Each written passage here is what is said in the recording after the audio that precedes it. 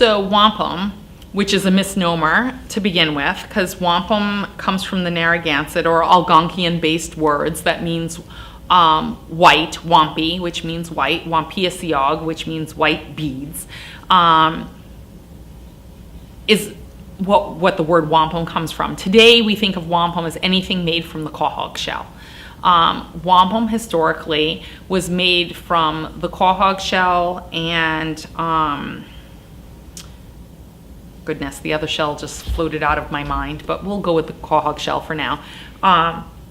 And in our communities, it was considered sacred. It was used in ceremony, many different kinds of ceremony, including funerary ceremonies. It was also gifted to people to honor them and give respect. There were belts that were made that recorded histories, historical events, also recorded treaties, and the wampum was also used in strands to call people to council.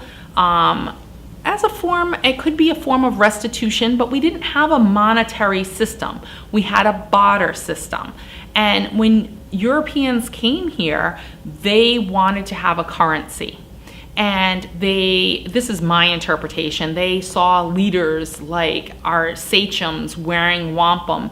And my version of it is they equated the wampum that they saw the sachems wearing, whether it was on adornment like jewelry or something on their neck or a headpiece, and they equated it with what they thought of for royalty there. And if a crown and the gems and jewels of a king or a queen could be quantified, then the wampum could be quantified. And so they looked at the wampum and they basically quantified it that the darker the purple, which was often called black, mawisiog,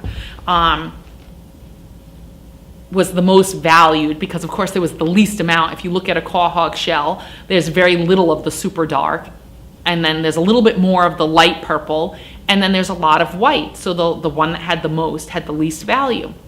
And so they created this whole currency to use in the New World, from their vantage point in southern New England. And, I believe it was like a 50-year period that this was going on. And then I believe it was either Denmark or Norway, one of those countries up there, that actually flooded the market with like fake produced wampum and then ruined the whole system. I can't quite remember exactly who it was, but it was in one of those countries. And so it went out of favor. However, what people don't get in America, you're not alone in that people don't know much about wampum, and what they do is just that it was currency of some sort. The reality is wampum was within these communities in southern New England, and we were trading them with communities up and down the northeast corridor. The southern New England tribes, and I don't like to call it that, but that are across those waters, because we're also talking about the Shinnecock and the Montauk and those, but that stretch of the water of the Atlantic Ocean is really where quahogs are found. And so that particular type of shell is only found in a finite area. So we were trading with the Iroquois tribes, the Mohawk and the Tuscarora and Onondaga and so forth, and other Ohioan tribes and others a little south of us. We were doing all this trading and doing with this wampum,